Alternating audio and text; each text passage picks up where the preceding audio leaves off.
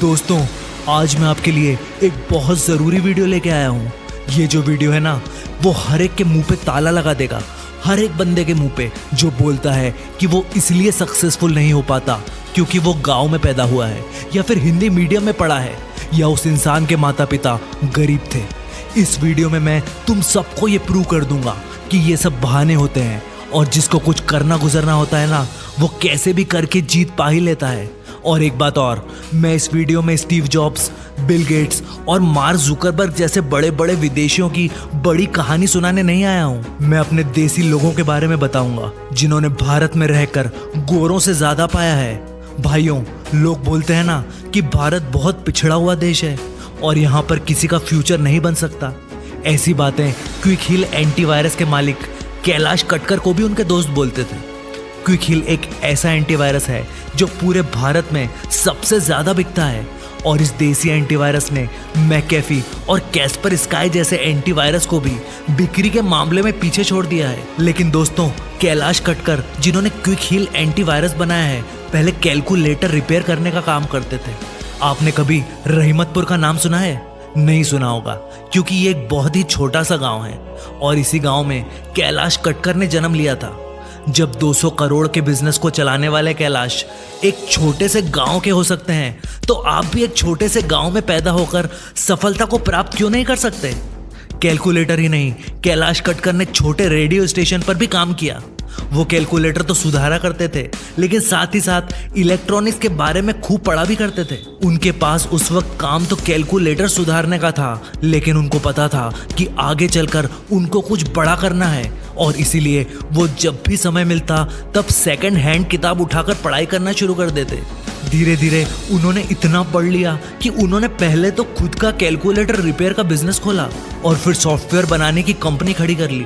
दोस्तों, दिन में चाहो तो 8 घंटे की नौकरी करने के बाद भी इंसान पढ़ाई कर सकता है और अपनी स्किल्स को खूब तराश सकता है।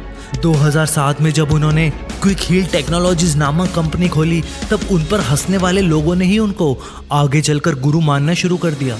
दोस्तों, एक आदमी जिनके पिताजी कोर्ट में 10 घंटे टाइपिंग का काम करते थे, उसने बड़े होकर जोहो नाम की कंपनी खड़ी कर ली, जिसकी वैल्यूएशन आज $1 बिलियन से भी ऊपर है।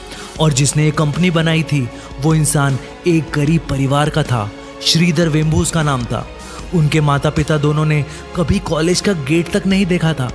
तमिल मीडियम में पढ़े श्रीधर ने खुद से ही इंग्लिश सीखी और अपने आप को कंप्यूटर्स के मामले में एक तरफा नॉलेज वाला बंदा बना लिया। जैसे ही उनको अपॉर्चुनिटी दिखी, वैसे ही उन्होंने अपना प्रोडक्ट फटाफट बनाकर लॉन्च कर दिया, और आज उनका प्रोडक्ट जोहो नाम से बिकता है और पूरी दुनिया में फेमस है। दोस्तों, एक और बात बेहद ज़रूरी है, पैसा हर किसी स्ट्रीम में कमाया जा सकता है। ज़रूरी नहीं कि आपको किसी चीज़ का हाईटेक ज्ञान ही हो, बस जज्बा चाहिए। जज्बा, ऐसा जज्बा जैसा प्रेम गणपति के पास था। प्रेम को द डोसा वाला भी कहा जाता है, क्योंकि एक ऐसे इंसान है जिन्होंने एक गुमटी से शुरुआत की, लेकिन बढ़ाते बढ़ाते आज डोसे के 26 आउटलेट खोल लिए और अपनी कंपनी का टर्नओवर 5 करोड़ रुपए से भी ऊपर कर लिया। प्रेम को कोई हाईटेक नॉलेज नहीं था, लेकिन उनके दिल में वो जज्बा था, जैसा जज्बा आज मैं आपके दिलों में जगाना चाहता हूँ। प्रेम पहले मुंबई में बर्तन मांजने का काम करते थे, फिर वेटर बने, फिर डोसे का स्टॉल खोला, और फिर धीरे धीरे उन्होंने पैसों को सेव करना शुरू कर दिया और अपने डोसों का कारोबार बढ़ाते गए। डोसे की क्वालिटी पर 0% कॉम्प्रोमाइज़ किया, और प्रेम ने अपने साथ कई लोगों को जोड़ लिया और 50-50% पार्टनरशिप करके ढेर सारी दुकानें खोल ली। ये दुकानें आज पूरे साउथ में फैली हुई हैं। अगर कोई आपसे बोले कि एक बर्तन साफ करने वाला बंदा 5 करोड़ रुपए का टर्नओवर तक पहुंच सकता है, तो आप बोलोगे कि फिर मैं भी कर सकता हूं। एक बाल काटने वाला नाई था जो बेंगलोर में रहता था। काटता तो वो बाल था, लेकिन वो लग्जूरियस चीज़ों का दीवाना था। साथ ही साथ उसका कारों के प्रति भी गजब का जुनून था। मैं बात कर रहा हूँ रमेश बाबू नामक एक नाई की। दोस्तों, रमेश बाबू कोई ऐसे वैसे नाई नहीं है। ये एक दिन के लाखों रुपए छापते हैं, और फंडा वही है, जुनून। रमेश के पिता भी एक नाई थे जो सिर्फ 7 साल की उम्र में रमेश को छोड़कर हमेशा के लिए चले गए।